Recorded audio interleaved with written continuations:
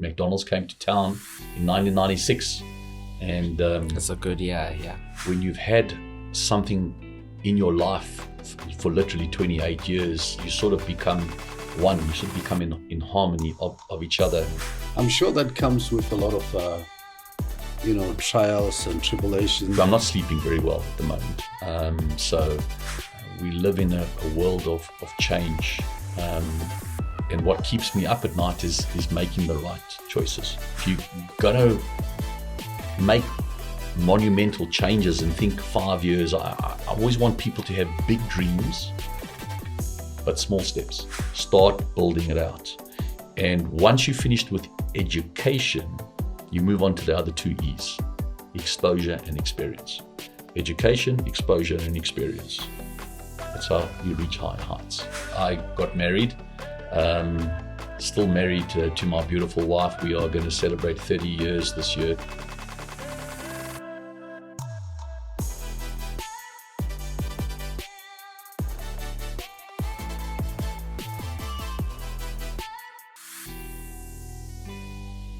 All right. I guess after seeing all that, there's no prizes for guessing who we have on today. I think he himself would like to be called the man who brings the sauce for McDonald's. It's a little bit, just the burger guy. Just the burger guy. Yeah. Greg, thank you for coming on. It's lovely to be here. Thank you guys. Thank you very much. Thanks, Greg, for Thank you. gracing the show. This has been something in the works for a while now. We wanted to get you on for a while, so we're happy to finally have you. I was getting you guys to practice. I wanted you to practice a little bit. So, Greg, today we have you on Off the Clock. We have you, we took you away from your making burgers and all those things and tasting too many burgers. We just want you to sit down with us today, have a chat with me and my father. I mean, he is your actual friend. But yes, we want to actually have a normal conversation with you. We want to see the man behind the big M. We know your name is Greg Solomon, so we want to know who Greg Solomon is, not the CEO of McDonald's. Great. I'm a Johannesburg boy. Grew up, born here in Johannesburg. Educated in the Greenside Victory Park area. Progressed through school. Decided to follow engineering. My father was in the building industry, and so it sort of was natural for me to go that way. Went into the civil engineering path. Came out of that and went into heavy construction, built roads and bridges, and studied a speciality trade called material flow technology. It was the study of how materials flow within structures like coal mines and gold and storing ore and those type of properties. And I spent quite a bit of my time with big boots and short pants and bobby socks and doing my thing. And fast forwarding, I got married.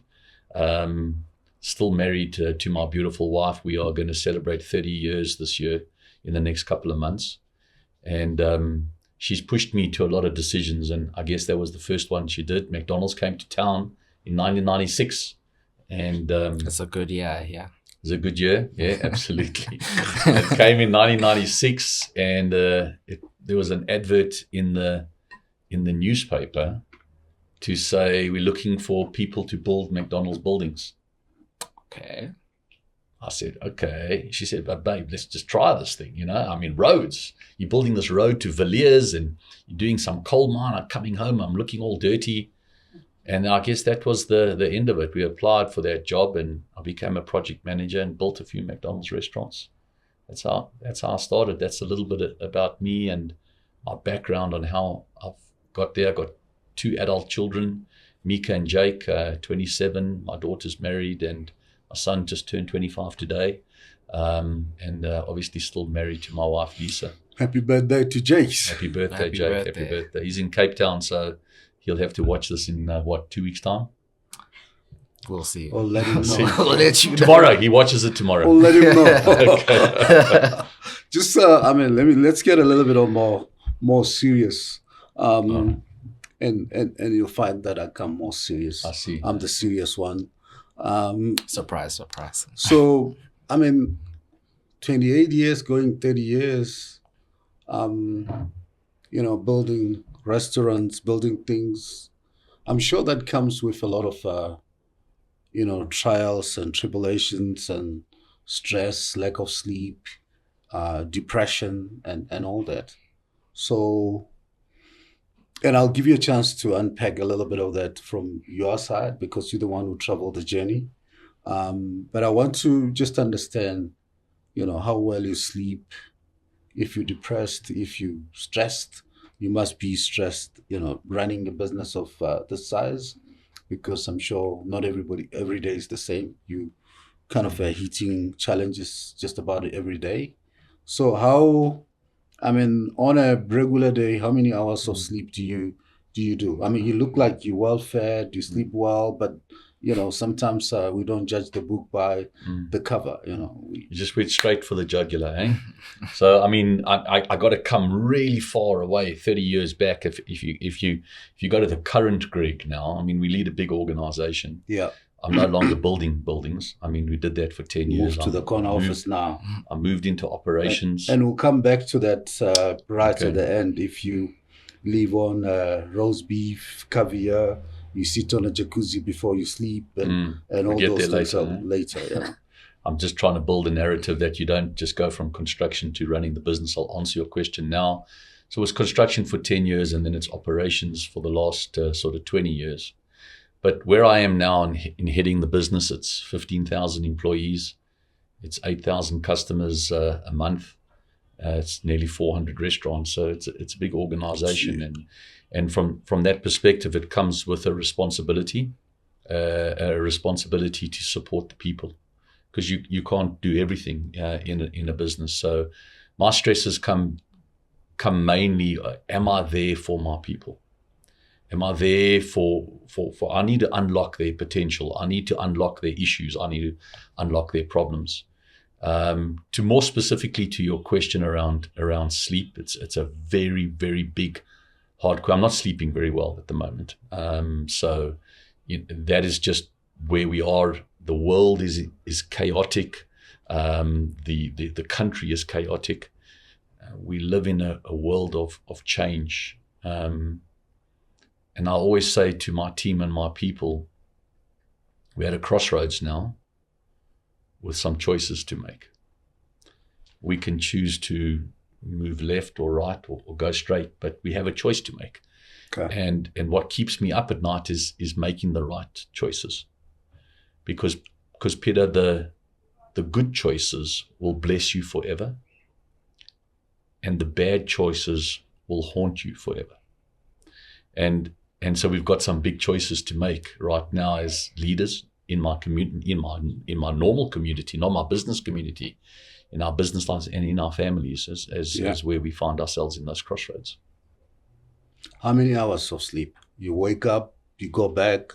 I mean, it goes through phases. I want to sleep 7 hours. I think that's a healthy thing to be able to do. Okay. I'm not hitting that matrix in the last 6 or 7 months right now. I'm probably between sort of 4 and 6, which is totally unacceptable.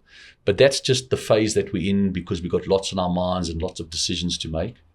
But if I had to go back over the last sort of 10 years or over the last 5 years, I sleep very well.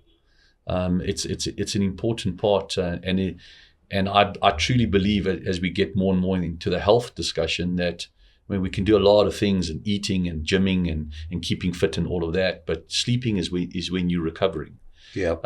So I take this very, very seriously. I'll take all advice, go see doctors, make sure I read up on it to make sure that I get back to that. I think you can sustain some sleeping issues short term, but long term, 6 to 8 hours is where I want to be. I have to be there.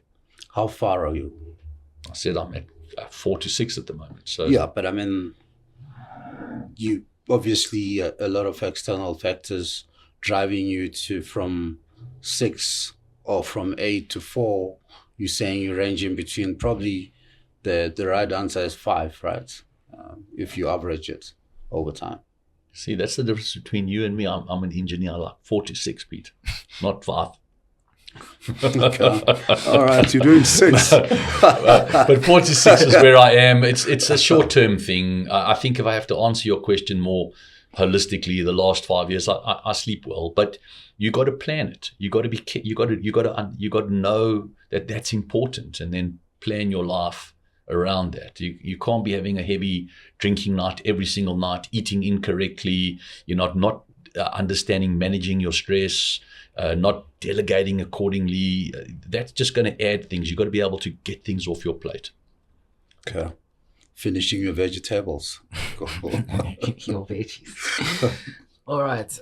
Greg, me and you, I mean, before this, we're just, having small conversations, and you were like, on these questions you're supposed to be asking me during the interview. And I was like, no, they are. Definitely they are. So here they are. So I asked you a question earlier about the journey from where you started, where McDonald's was, which was basically the inception for this country, for McDonald's, and then till this day. And I asked you about how was that journey like for you, as well as, okay, what have you learned through that journey? Like, what was the difference between the Greg that started the journey and versus you now? Who's where you are now? You've seen the business, like you basically built them, like physically. I mean, you weren't there laying the bricks yourselves, but you were planning the whole thing and part of that whole team. So that whole journey, what was it like for you? Basically, it's like you're building it from the ground up. I mean, we are talking about Greg and not so much about McDonald's, but when you've had something in your life for literally 28 years, you sort of become one. You sort of become in harmony of each other. We can talk about balance and time planning and all of that. But to answer your question in a little bit more granular levels, I truly believe that our lives are broken up into sort of half-decade periods. Mm-hmm. And I give my young son and my daughter this advice as well. I recently had a conversation with him, and I said, he's in the finance industry. I said, boy, statistically, when you turn 30, you're probably not going to be practicing what you learned at university. So don't overthink this thing, and don't try to think out 10 years and 20 years and where you want to be around this thing. I mean, doctors are different because they study medicine, and they're probably going to be doctors for a large point of their time. So to answer your question sort of directly, if you're going to make monumental changes and think 5 years, I always want people to have big dreams, but small steps. Okay.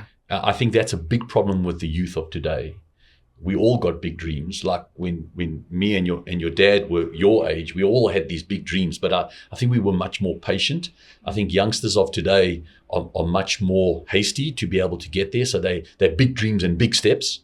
So these small steps, once every 5 years, every 10 years. And so what McDonald's allowed me to do, it was just the way it is I probably have had 15 careers in McDonald's. I started off as a project engineer, built projects, and then for the next 5 years, I got involved in real estate, and then after real estate, kitchen design and kitchen facilities, because I wasn't with a big construction company. I was now construction in a hamburger business. So now all of a sudden, you become a kitchen expert. And after that, you get involved in supply chain and treasury and export and import. And then all of a sudden, you move into operations, you leave construction. There was another big decision I had to make. I'll tell you that quick story. So at that time, the managing director was a gentleman by the name of Terry Reese. He's an American guy. And he called me in. I was construction manager. And he said, Greg, I think we see quite a bit of potential in you. We want you to change careers. We want you to move into operations. I said, what's operation? No, you've got to make hamburgers and French fries, clean the floor. He said, what do you think? I said, Terry, I didn't study 5 years engineering to sweep floors and make hamburgers. I'm not interested in that job. And he said, okay, that's fine. That. You can see that. Coming from you. Okay. He said, okay, that's fine. And I went home, and guess who I sought home? So Lisa said to me, what happened? I said, no, that was a bit hasty. Why did you make that decision? Anyway, quickly, cut a long story short, a month later, I go to Terry, knock on his door. I said, Terry, I've been thinking about this decision. I've been here for 8 years, so those 5-year chapters. Mm-hmm. I think I want to take you up on that offer. I think I want to go hamburgers. He said, there's no more an offer for becoming a hamburger guy. He said, you didn't answer me the first time. I don't want your answer now. I said, okay. Kicked me out of his office. Went back to work, built another restaurant, construction. A month later, he came back to me and said, we want to have that conversation again. And I think the rest is history, but I think there's an opportunity there. Another thing in your journey to a very long answer to answer your question is sometimes time heals. And I always say this to the guys that work for me and the ladies and my kids. I'll have one sleep. They talk about Pete saying, let me get at least 6 to 8 hours, but have a sleep on it. Mm-hmm. Don't you? It's okay for you to say, interesting question. I'd like to think about it. So give me 1 or 2 sleeps. That's a very common thing that I say to my people. Greg, I need a decision on that. I'll say to him, give me 1 or 2 sleeps. And that just allows you to reflect on, consult on that. So I've had many chapters in my life going into the last 10 years, a CEO for the last 10 years, but going into the last 15 years into supply chain, a little bit of marketing, a little bit of human capital. And I sort of end off answering your question. It's actually taught me a leadership, not even a leadership, maybe it's bigger than a leadership. It's taught me a life lesson. But in an engineering way, I tell the story. Have you been to Egypt before? I haven't, no. You've been to Egypt, Pete? Many times. I was there 4 weeks ago. 3-4 weeks. So in Egypt, they built the pyramids. You know what the pyramids are? Yeah. So pyramids are like, they're triangular in shape. Mm-hmm. Am I right? And what's cool, what's interesting about the pyramids is, I mean, in the old days, it was like engineering 101, but why pyramids all sort of shaped the same angle? Actually, in material flow technology, that angle is a very important angle. If you pour sand on the ground, it takes a certain angle. It's called the angle of repose. And so the pyramids are built in this shape. Now, if you want to build a big pyramid, like a big monster pyramid, you got to build a big base. True. Because the bigger the base, the higher the pyramid if the angle stays the same. And so that journey, and to close the question that you asked, I said to Pete, let's make this interview quick. And he said, no, I'm going to see you talk forever and ever. but the bottom line is, and that comes back to that big dreams and small steps, is that if you want to progress in life, spiritually, mentally, you want to work on your sleep, your career, you got to build that base. And we go to primary school, it's 1 stone in the base. We go to high school, it's another stone in the base. If we stop at high school, you're pretty much going to get there. Go to varsity. After varsity, that's the beginning. Go to work, start building it out. And once you're finished with education, you move on to the other 2 E's, exposure and experience. Education, exposure, and experience. That's how you reach higher heights, in my view. All right. I guess that was a very fleshed out answer to my question, but yes. And I think, okay, another question I asked you earlier was, and this, I mean, people might see it as an irrelevant question, but I still see it as relevant, was that during the whole pandemic and crisis and like country shutting down and businesses going down, and how that affected not just people at home, but businesses themselves. And it had a whole knock-on effect. I wanted to know, like, how did you, like, when that whole thing happened at McDonald's, because you need to keep making food because people will always need food, right? How did you guys get down to the nitty-gritty of, okay, this is our situation that we're in. We can't change it. How do we move forward? And what is the plan? Like, how was that whole experience for you, running that whole thing, when it's like, we need to make sure we keep making those burgers? So you go through lots of things in life. My mother passed away. My father passed away. I mean, those are monumental impacts in my life. My friends immigrated and so on and so on. So these are massive I'm big on crossroads and changes and choices. And as a business leader, especially if you're leading an organization, when that COVID time comes, devastating. Absolutely devastating. It's not about how do you continue selling burgers. The country shut down. He said, you can't eat burgers. The president said, all restaurants must close. What do I do with 15,000 people? And they're young people. The average age in our business is 27, is your age, 1 year younger. So you got to think on your feet to be able to do that. And that's where I talk about experience, why that's such an important thing. Like, let's take like a customer, at first an angry customer, you don't know what to do with an angry customer. But if you've done 5 or 6, 10, 20, 30 angry customers, you get it, you can understand what it is. So that experience helps. So thank goodness I've got a bit of experience in crisis management, but not this level of crisis. This level of crisis was we shutting down McDonald's. 15,000 people out of a job. And so you pretty much can navigate that. I don't want to take too much time handling on this. We came out okay. I think the president shut down the restaurant business for about 3 months.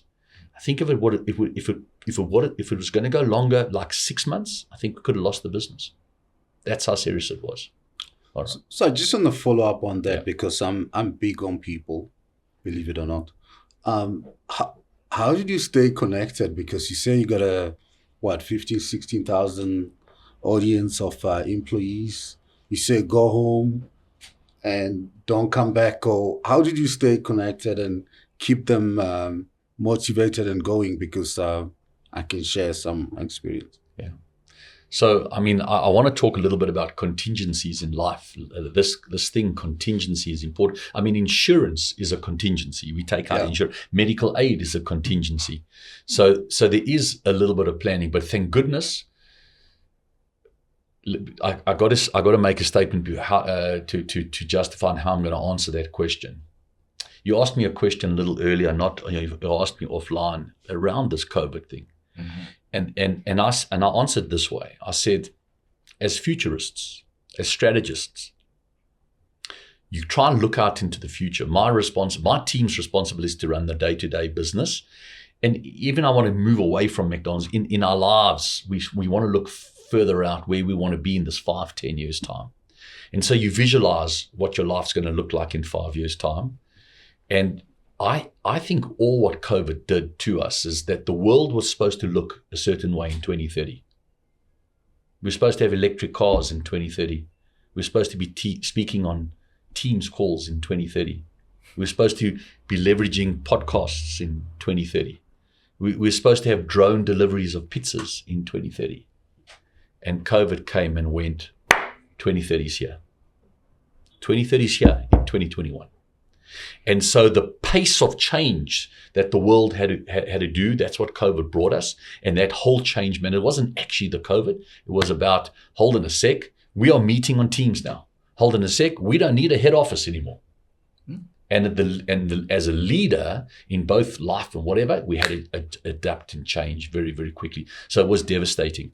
However, I'll say this to you. Now that we're 5 years out of COVID, 4 years out of COVID, I'll tell you what, there was one thing. At first, I thought this is the worst thing that ever happened to me. But there was 2 things that were worse than COVID in the last 5 years. Okay.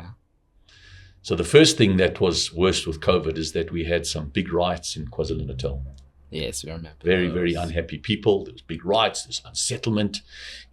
It absolutely was devastating for my people. I mean, one thing when COVID, we locked at home, but now what's going on with my people? Their lives are unsafe. Restaurants are closed. People are burning down things. Worse than COVID. Significantly worse on the business. And I thought, well, COVID was bad. The riots was bad. And then load shedding came. For a business. Yeah. It depends on who you are and what it is. And maybe for some of us, we're privileged, we can get batteries and inverters and we can sort of survive on our little, pot and boiler on gas. But for many of the people in South Africa, they couldn't. And for a big business to deal through trying to put power into a business that was built on having huge amounts of power, really, really struggled. But hey, man, we've been through COVID. We've been through unrest. We've now been through load shedding. Even me, as an old guy now, my little EEE, experienced exposure and experience, is even broader now. And hopefully my pyramid continues to grow as well. How do you get off the clock? How do you chill and relax and forget about fries and hamburgers and all that? How does that look like for you? I'm maybe not a good example because I don't have this. I think I do have this off the clock, on the clock thing, but I don't have it by day. You're a spontaneous guy. You're No, not massive. spontaneous, very planned. Okay. But I have it by hour, not by day. All right. So I can Let us in. let us in. So what's very important, firstly, is I maybe it's not so much a balance, but maybe it's a intertwiningness and connection. And again, it might not be good for everybody to be able to do this. So if you look at my calendar, and there's a lot of people that can see my calendar, the manager in my office, my secretary, my exco, there's a lot of people that have full visibility on what's happening in my calendar. And if I'm playing golf on a Thursday, it says I'm playing golf on a Thursday.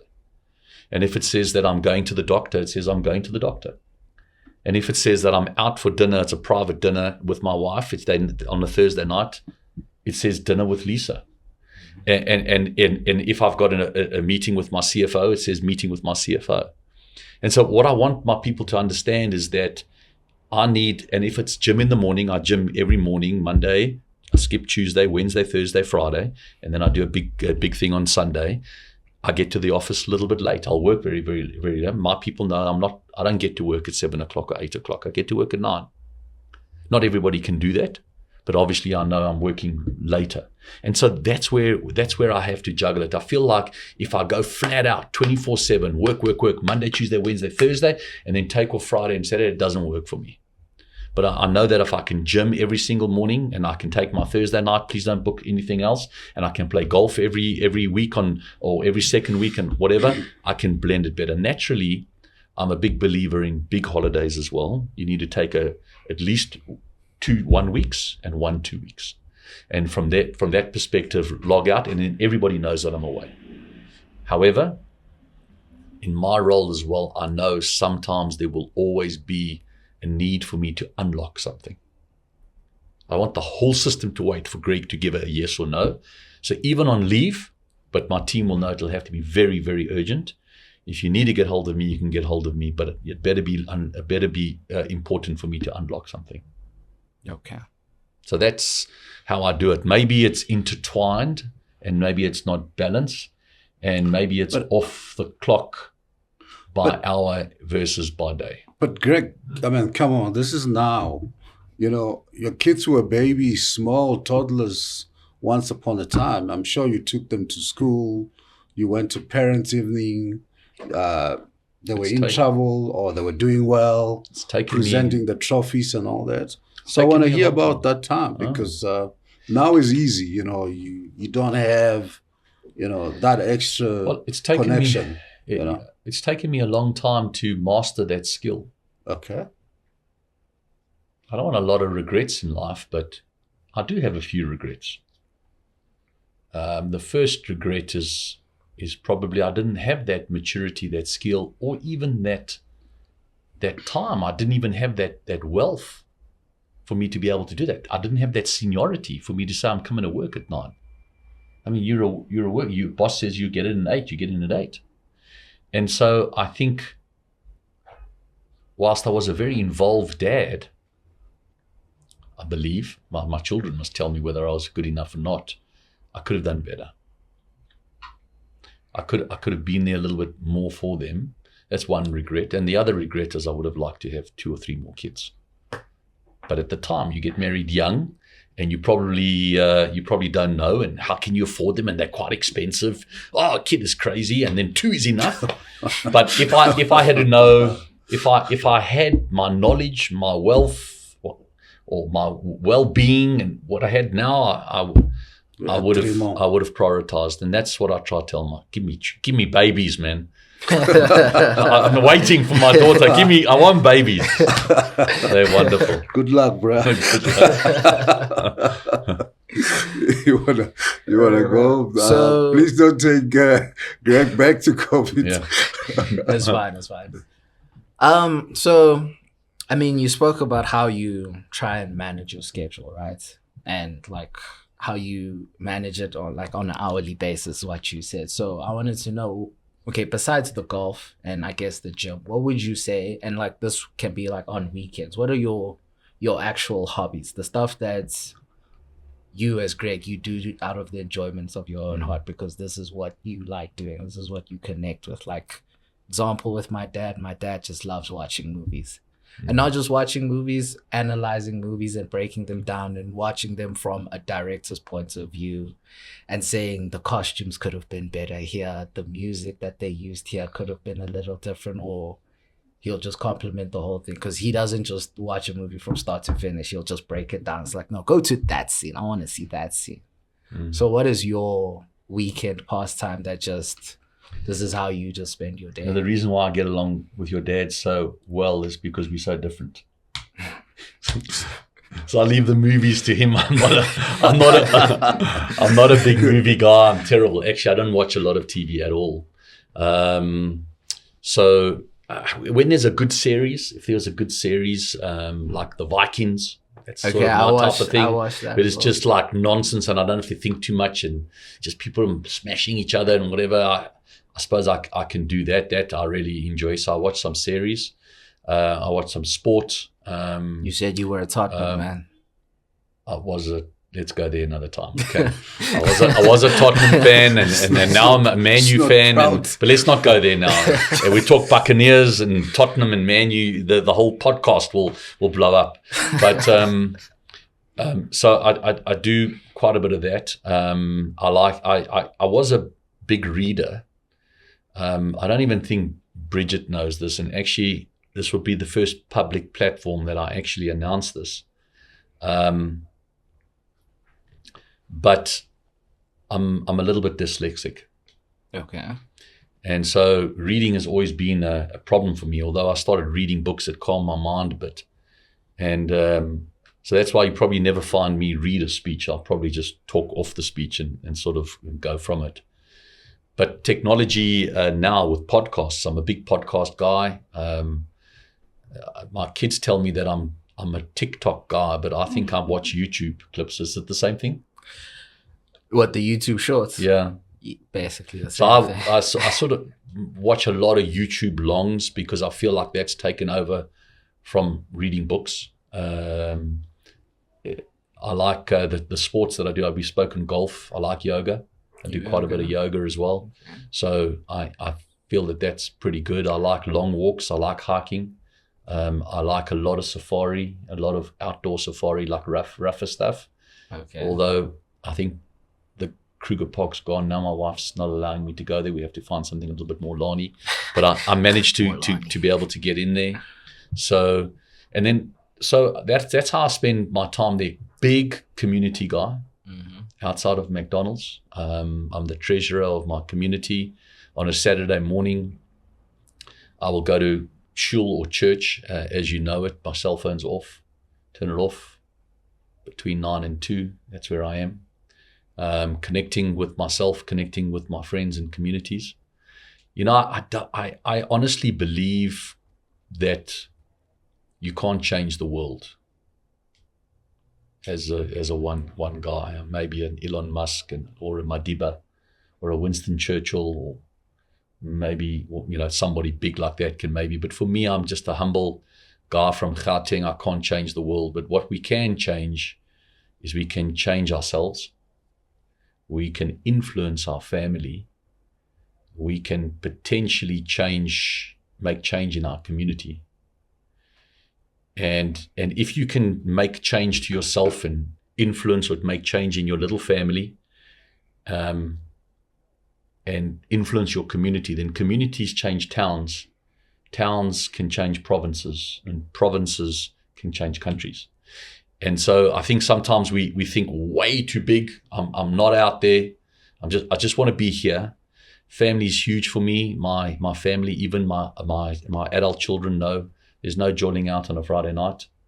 Friday night's family time.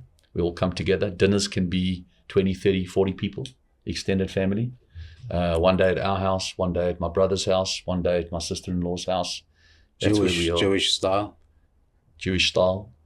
So yes, it's about religion, but it's also very much about families coming together, as that's the time we treasure those relationships. When the chips are down, it's your family that's going to hold your shoulders. So, I mean, let's continue to keep it family and, Yeah. and personal. Okay. How did you meet Lisa, your wife? I found her under a rock. Okay, tell us, unpack that for Must us. have been a shiny rock. I was on a beach. I kicked this rock, and she was there like a mermaid. A dream works. I don't know. I always find lessons. You find lessons. I'm writing a little. I didn't send it to him today, but I'm writing just a little piece of work for my 25-year-old son to say, boy, what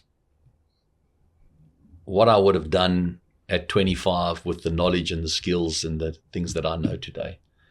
So I'm on point number 7, but I'll go there here. But with truth be told, the lesson that I've learned is that I was introduced to my wife by my Lisa's parents, and my parents are good friends. So it was arranged. It was arranged. Go. Yeah, but not necessarily arranged like we know in South Africa. We have obviously dated for 2 years. We had Like a choices and things soft like that. arrangement or hard arrangement? It's soft. Okay. You're going deep with me, Pete. Man. You're making me feel uncomfortable now, man. Next thing you're going to ask me deep stuff, but okay. But I warned you. I mean, even our videographer's going. He's going to fall on the floor just now.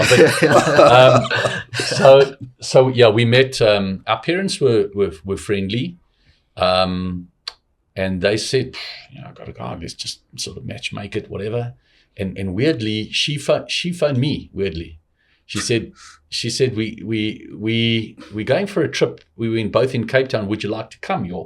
My mother said, your mother, and da-da-da. I got in the car. I sat in the back seat. She's driving. What I should have known is that was never going to change. She continued driving till today. I sat in the back seat forever. You know that? Not literally, figuratively. Okay. She's the driver of the relationship. But that's how we met. We dated for 2 years. Obviously, it wasn't necessarily like hard arranged. But here's the moral of the story and the lesson that one of the lessons that I haven't figured out how I'm going to tell my son yet. But I think connecting people is important. I think, going out to a nightclub to meet your future wife, it can be done. Many of my friends have done that. It's not ideal. But I think maybe it is Doesn't even end ideal. well. Don't discount it to all your listeners. Don't discount that. But I think connecting to people is an important thing. I think that's really cool. Whether you call it matchmaking or whether you call it like that, or you got a friend and the friend is a certain way and there's a certain culture and a certain upbringing. I mean, we've got tremendous culture in this country. Do you know what I'm saying? Yeah, and I'm not promoting sort of not diversity, equity, and inclusion and a rainbow. I'm not necessarily saying, but we come from different upbringings. And you say, there's this particular guy, and I know somebody who knows somebody who knows somebody, and this lady over here, I think they'll be this. Let's like introduce them to each other. I'm a big believer in that. And see what happens, huh? Big believer, yeah. If it doesn't work, it doesn't work. So that's how I met Lisa. We pretty much had not much, the two of us. Actually, we had nothing really. I was a little project manager. She was already an entrepreneur. She's an entrepreneur and a businesswoman in her own right.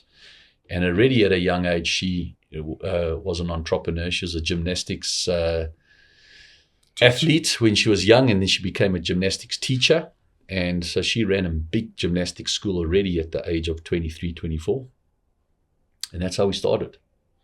And when we talk about this a lot on that, because you start off as a young married couple, a sort of not necessarily, I don't want a sort of hierarchy in the relationship. She's the boss, okay. But the hierarchy of the relationship. But you start off together. Let's just take something like financial. You start off together. You're either earning equally or not, and then one of you in 10 years' time is going to be earning X, and the other one's going to be earning Y, and it creates this change in your life, and so. marriage, I know, Pete, you've been married a few years more than I have, but my theory when it comes to relationships, a big topic if you want to go there, I'm big on this relationship thing, and one of the most important relationships is marriage, is you got to have a honeymoon every year. Not necessarily go away, but you literally need to propose and restart your relationship every year. It's funny. I just need to drink. Good. Expand on that. Because you don't want your mother listening to this podcast now. You see, this is what you don't want, okay? But I think really what sometimes we become complacent, and the couple that you were when you started off. And if you fast forward that quickly, young couples can't see that, but I can see it. I've been there for 30 years now. All right. If you fast forward that, you're in a different place in 5 years' time. And if you haven't been reinventing yourself, reproposing, re-engineering, recommitting to each other all the time, then you're going to grow in different ways. It's not about who earns more money in 10 years' time. That's not what it is.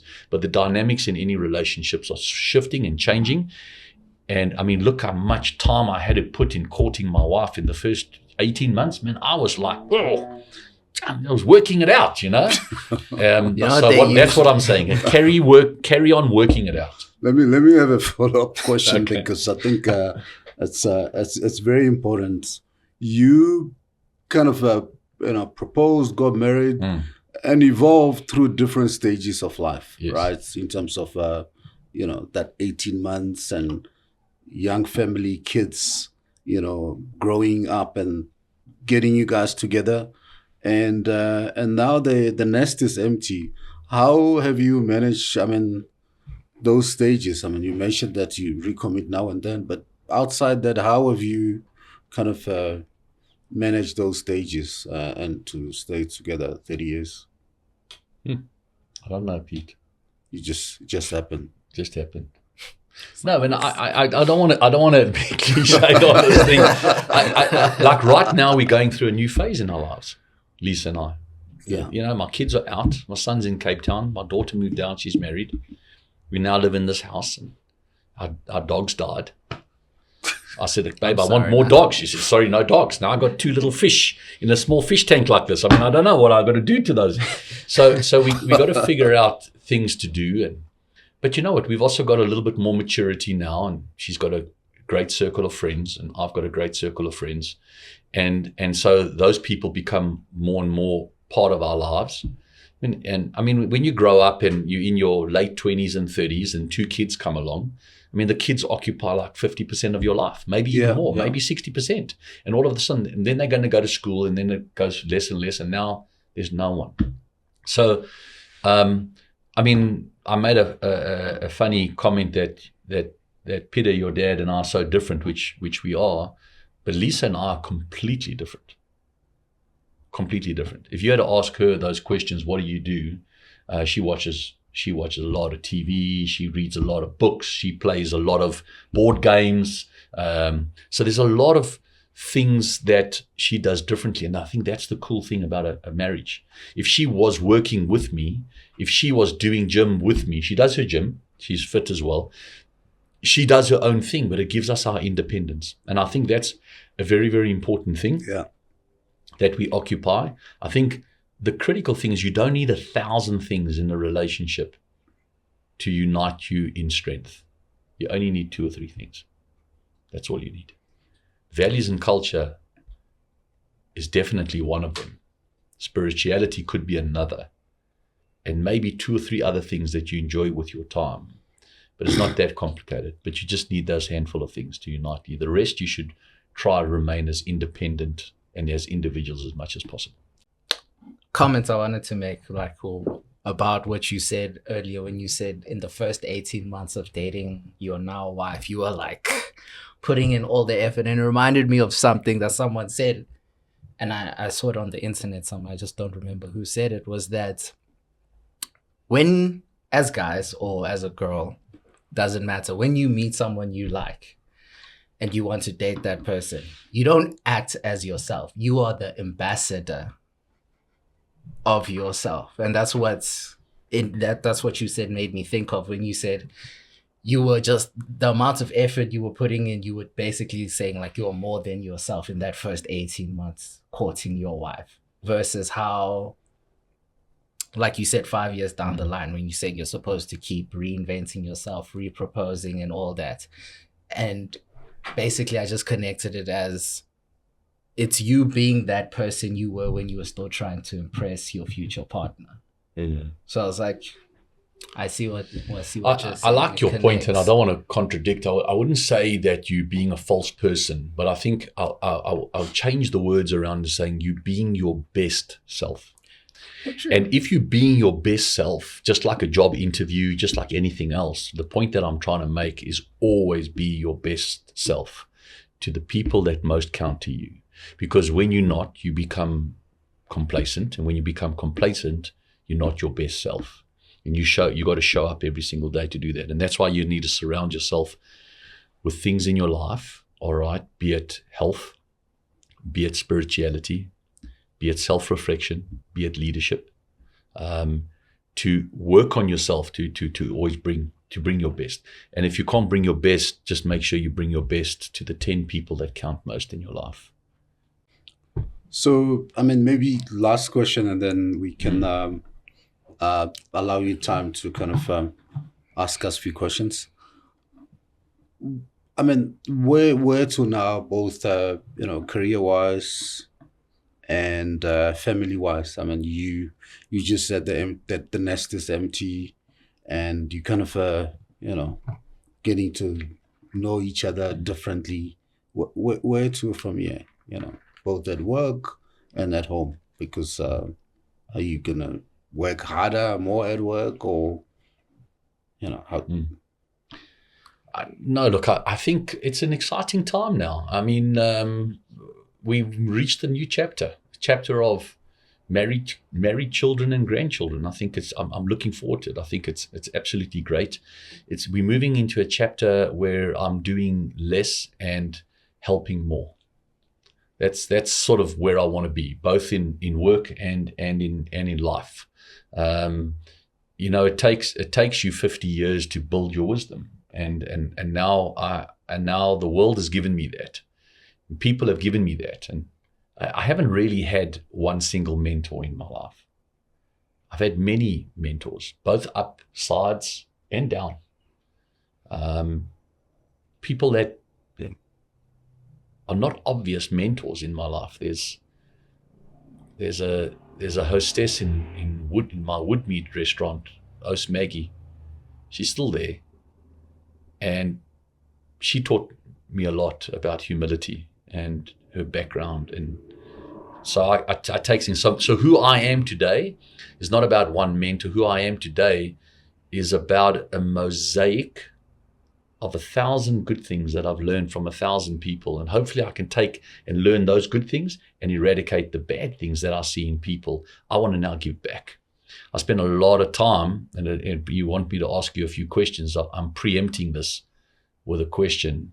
I spend a lot of time with young men now. Big focus. Tomorrow morning I'm addressing a whole bunch of young men between the age of 17 and sort of 20. Young women, I'm very, very proud of where young women have come in the last decade. Even in our business, we're 60% women now, and they're not where they are because they're women. They're where they are because they're the best. They're the best for what they do. I think young men are lost a little bit, and without hogging too much airtime here, I tell them the story like this. I said, we were talking about the Buccaneers and Spurs and things. I'm not a big soccer fan. But I said, guys, anyone watch soccer? And they all put up their hand. And this is when I talk to young guys. And I say, 11 players, goalkeeper, striker, start giving me all the statistics and things like that. I say, what happens if you're walking and some guy bumps you, bump him back? I said, okay, well, the game's changed now. 5 of you get off. There's 5 girls coming on, 5 ladies coming on. Now you're going to play 6 guys, 5 ladies on the same team. So, no. It's a funny team, yeah. It's a funny team. Yeah. Am I right? And all of a sudden, the guys are like, whoa, hold on a sec. I said, do I pass the ball to the young lady? I said, yeah, you got to pass it. She's your teammate. She's your team. But what happens if she can't kick it far like that? You're not going to pass it. No, I can't. Then I'm going to skip. I'm going to go around. I'm passing it to Taboko there. So it was, okay, that's fine. Now the ladies are excited because they've been given an opportunity for the first time to play soccer on this big field. For many years, they haven't been given that opportunity to play anymore. So they are like thriving. How do I run faster? How do I kick better? How do I play in this world that I've never played before? Well done to the women of the world. But now the men are confused. They don't know how to play this game. We know how to play 11 men versus men. We don't know how to play 5-on-5. And so I spend a lot of time, and answering your question a lot, I'm spending a lot of time, and I'll persist on this, on the young men of the world. I think we need to adapt. Our world has been very centralized around who we are. We need to adapt to be able to say this world is now inclusive now. It's a big one. Big one. So let's finish that with you, maybe, quizzing us a little bit about that. I mean, just while you're still, figuring out the flow of the questions.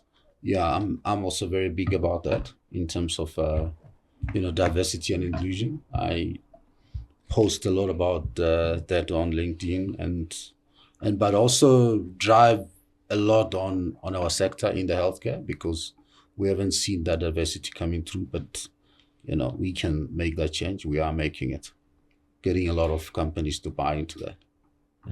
Yeah, good. What to you?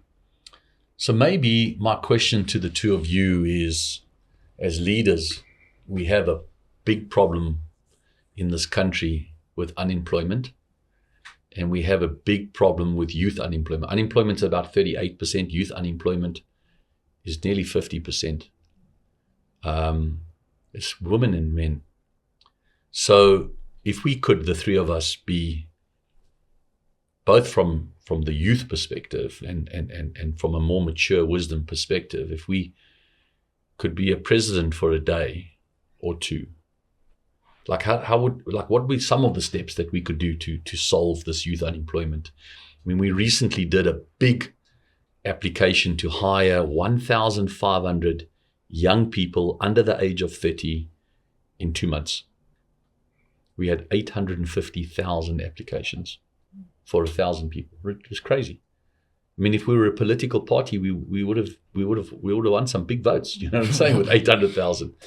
So maybe, Pete, I'll start there with you. I mean, how do we deal with that, with a young, educated youth that can't find work and doesn't have money?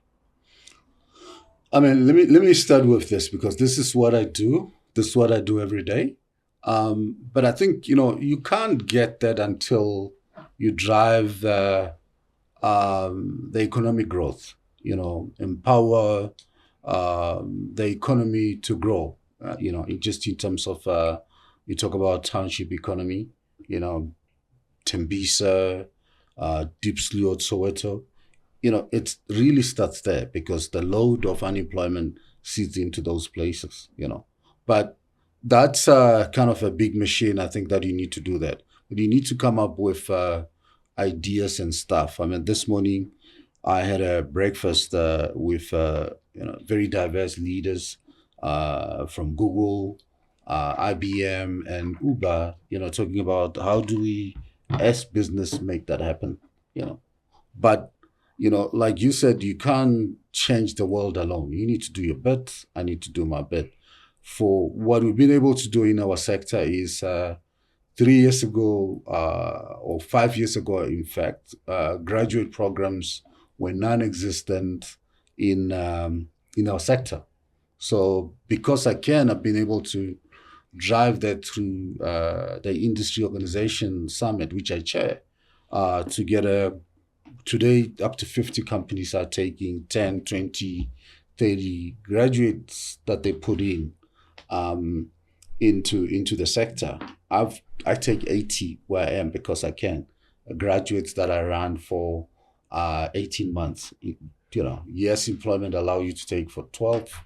We put more budget to take them longer, increase the chances of them being absorbed. And we've seen them being taken into the economy. But we didn't just leave it there. I mean, if you look at the whole story around diversity and inclusion and women empowerment, driven very hard the Women Empowerment Index, where sectors like yours, the food and FMCG, can copy and do a kind of a assessment check and say, as McDonald's, where do I stay with women leaders in my company? Mm. How's that pay like? What is the bench looking like?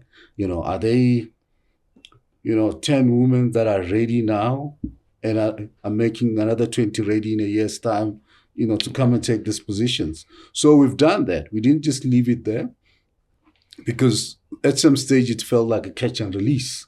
You bring the graduates, 1 year goes, you let them go. We created a portal, where youth employment portal for our sector, where everybody can take from there as opposed to stealing from each other. Because it's quite easy to say, I've been working at Medtronic, you go to Johnson and Johnson or Stryker, because that's kind of the same line. So, long story short, big scale, at your sphere of influence as a leader, what do you do there to get it going? So I've been sleeping well at night after all I those didn't things, ask you that sleep question. Eh? Yeah. How many hours do you sleep? I do 6. I sleep at 1. I wake up at Every night 7. 6? Yeah, more weekends I do more because I try to catch up. See, I'm trying to get him to say yeah. I do between 6 and 7, but he won't. He won't do that. These medical guys. But as engineers, we want to go like this and this. But mine, I'm not. These are tough questions, eh? But mine, I'll ask you this: young guys like you, you don't want to be farmers, don't want to be builders, don't want to be electricians. Why? Okay, I had an answer to the first question as well, but okay. Cool. I would say it's the state in which the world is currently with social media and all those things, because social media, especially on people 30 below, even you can even raise that age. Social media has been a big thing that has a very large impact on the way people think, especially young people. It has impact on what they want to be and what they prioritize and what they deem as important in their life. So when you're saying that young guys don't want to be farmers, they don't want to be all those things, it's not it's more of like a thing of that's not an attractive job, in a sense that it's not attractive, that I won't be seen as having such a status of this or this, right? They'll just see you as a farmer, and they'll take they won't really have context to what type of farmer you are. They just hear that you're a farmer and it's like, oh, that's a boring job. You have one tractor and you live in this one house and you probably live in the rural area and. So basically what I'm just saying is that I think such jobs, even though we need them, right, and they are important to the country and they do drive economic growth in the country, I think the world has told young men that those jobs aren't flashy enough or good enough or whatever enough to get you to whatever dream that's been sold to you of what you should be. Okay. So realistically, people just want to be, I want to be a CEO, without understanding, okay, you want to be a CEO. What goes behind being a CEO? What do you have to do to be that, or all those other things? They just want, I won't say all of them. I'll just say that a good majority of them just see it as, I just want something that sounds cool and something that other people will be like, oh, that's cool, and give you praise for. Mm-hmm. It's not about the passion behind the job. It's basically just about the status it can give you and where it will elevate you to. And coming back to your other question about youth unemployment and all that, I was going to say is that, and what we can do about it is that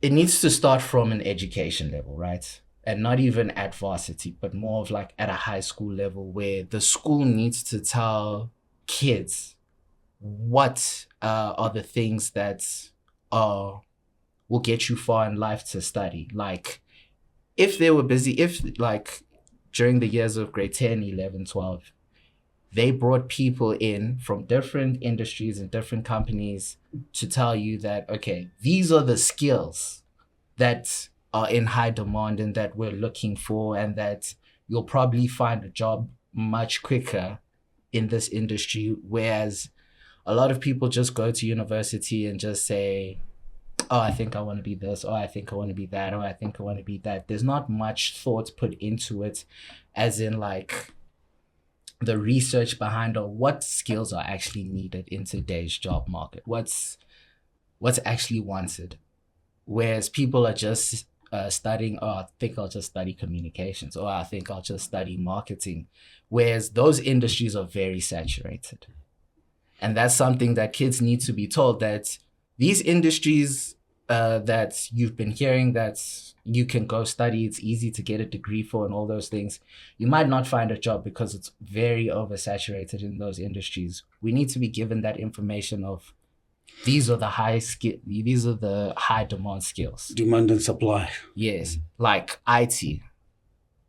And what is it? What's the degree called? It's called Coding.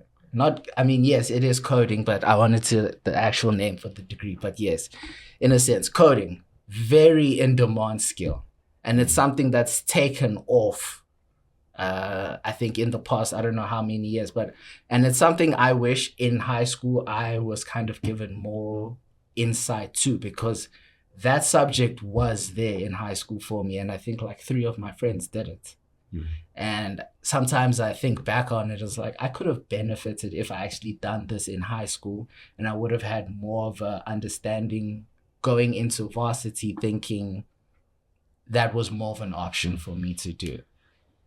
So that's how I see it. So maybe bonus question that we give to a lot of guests that off the clock. What is the perception of Greg at work with your extended family and friends? Because this is all about demystifying Greg the CEO. Do they think you eat roast beef every night and caviar?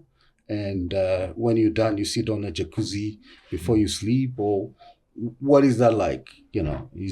Are you closer to the people, or? Well, I hope I can't tell them what to think, but I would say that they see Greg as the guy that's just the normal guy, just like everybody else. The guy that you really think so? Takes the rubbish out, that washes the dishes. I wash the dishes. I'm not a great cook. That does what my wife says, the blue jobs. She's got the pink jobs and I've got the blue jobs. That changes a plug, that changes a light bulb, that fixes a broken wall, that goes and does a dirty job, that cleans the car, that cleans the driveway, that does the braai, that cleans the braai. That's the Greg. He's very different. Well, it's not different. He's the same. For me, I just want to be a simple guy that does good things. And it's just been known as a good guy who does good things. That's all. Not great things, not outstanding things, just a good guy who does good things. Cool. Thank you very much. Thank you for sharing, and I hope you enjoyed being here. But judging from your facial expression, you had fun. I had fun, lots of fun. It was great. You took me a little deeper than I wanted to go, but thank you. It was a good balance. Yes. Between the two of you. You balance each other out nicely. So thank you. God bless you guys, and good luck with the rest of your podcasts. Thanks. All right. Thank you, Greg. It's lovely having you. Lovely to be.